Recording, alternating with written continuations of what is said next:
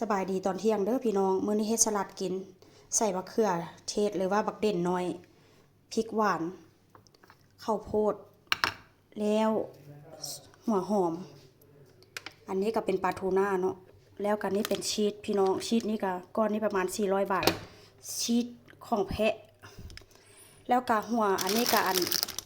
ผักขมหรือว่าผักห่มเด้อพี่น้องมื้อนี้เฮ็ดสลัดกิน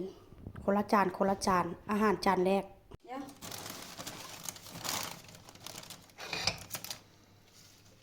สลัดผักขมหรือว่าผักห่มเด้อพี่น้องพริกหวานเขือเทศหัวหอมใหญ่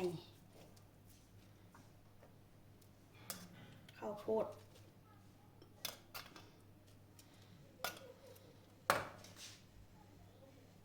อันนี้ก็เป็นชีสเด้อเป็นชีสที่ค่อยตัดแล้วก็ใส่ปลาทูน่าลงไปอันสุดท้ายก็ใส่น้ำส้มใส่เกลือแล้วก็ใส่น้ำมันแล้วก็จบอาหารจานแรกนะนี่เด้ออย่างนู้นเรียบร้อย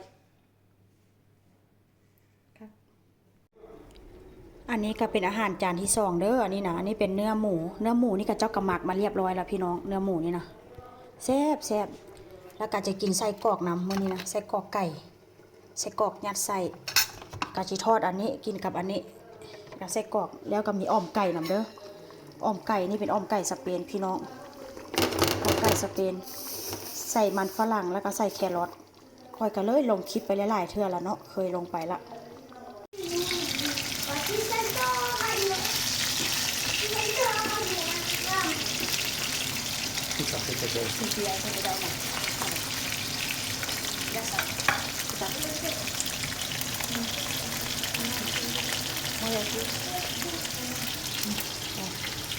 No, mucho pena.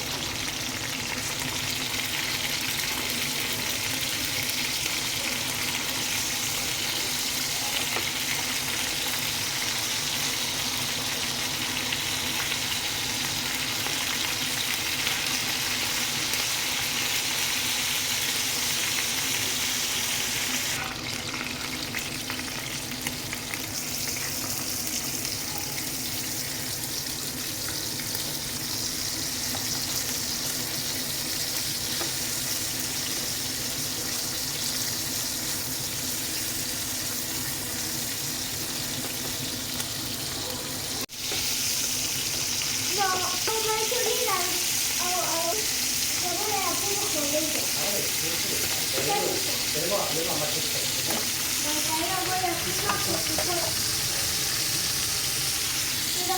Adi, ¿qué